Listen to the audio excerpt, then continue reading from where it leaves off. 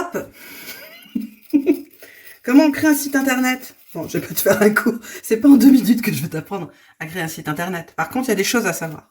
Quand tu crées ton site internet, comme tout support de com, en fait. C'est super de com, des super de com. Comme tout support de com, en fait, il y a une grosse erreur que font la plupart des entrepreneurs, c'est de créer le support avant les contenus. Et ça, c'est vraiment un truc. Mais stop! On arrête de faire ça. Déjà, ça fait chier tous les développeurs de sites internet, parce que voilà, nous, on vous fait des beaux sites internet, et puis on vous demande les contenus, et vous mettez 3 plombs à nous les donner, en fait. Hein. On part d'abord du fond pour aller dans la forme. Hein. On part de ce qui n'est pas visible pour aller dans le visible. Eh bien, tu fais exactement la même chose dans ta communication. D'abord, tu vas écrire tes contenus, et ensuite, tu vas les mettre dans une forme. Tu vois ce que je veux dire? C'est comme si, tant que t'as pas écrit tes contenus, bah c'est comme si tu voulais mettre 3 litres d'eau dans une bouteille qui fait 1 litre.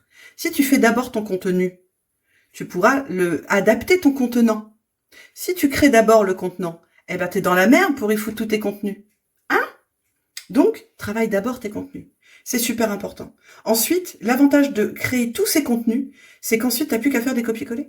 Tout simplement. Je tamise toujours ma soupe, comme tu peux le voir. Je fais encore une rafale de reels. Donc, pense à ça. Travaille d'abord tes contenus. Ensuite, le contenant. Et quand tu crées ton site internet, ou si tu le fais créer par quelqu'un, voilà, fais attention aux devis. Quand on t'envoie des devis, fais attention à ce qu'il y a dedans. Je pourrais faire un autre reel là-dessus, parce que j'ai pas les trucs en tête, mais il y a vraiment des trucs... voilà, pensez à ça. Les agences, les grosses agences, le but du jeu, c'est qu'elles vous gardent dans le collimateur, qu'elles vous proposent des forfaits, des forfaits et des forfaits. Alors que les petits développeurs, eux, ils vont vous demander un forfait qui va être moins important. Pensez à ça. Je suis pas contre les grosses agences, hein, mais bon, je suis aussi consciente des budgets de tout à chacun. Donc voilà, pensez à ça. Moi, en tout cas, le but du jeu, c'est de vous rendre totalement autonome. Et puis, à un moment donné, ciao, bye. Voilà, vous faites votre route et moi, je fais la mienne. Pour moi, en tout cas, le but du jeu, c'est de rendre le client autonome dans la gestion de sa communication.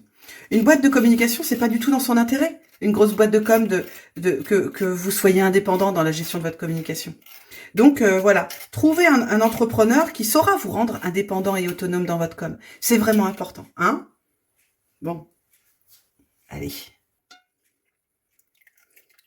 Putain, j'ai terminé. Voilà.